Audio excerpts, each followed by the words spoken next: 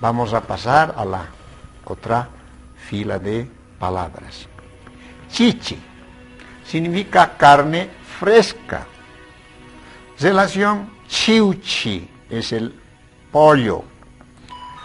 Luego tenemos chigma, es la almohada. Otros dicen también chigmaña. No hay mucha diferencia. Los sonidos. Chi de chichi no es igual a chi de chiuchi.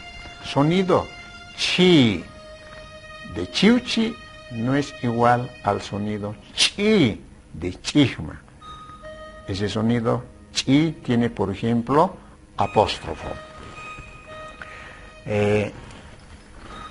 Esos son los sonidos que hasta el momento estamos logrando articular. Ahora viene por último la X. XA es ja, unidas las sílabas, dice jajo, algo picante.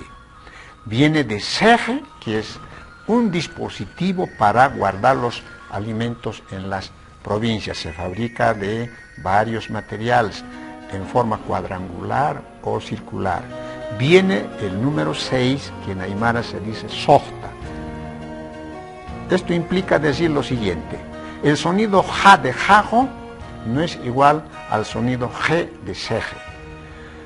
El sonido sohta, soh de sohta, no es igual al sonido je de seje.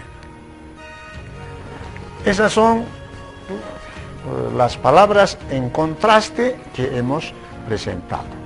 Enseguida vamos a escribir algunos ejemplos para reforzar el contraste de palabras, el método de contrastes.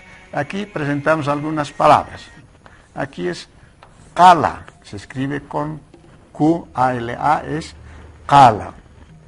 Aquí escribiremos, por ejemplo, el sonido K, que ya sería con H. Kala, Kawaña, que es escarbar. Después sigue la Q, aquí escribimos con apóstrofo, que sería, por ejemplo, Ara, que sería como el caballero. Entonces, como ustedes verán, ya ustedes pueden empezar a escribir palabras. Esto simplemente es un ejemplo. ¿Cuál es el aspecto de fondo? Ka no es igual a ka, ka no es igual a ka.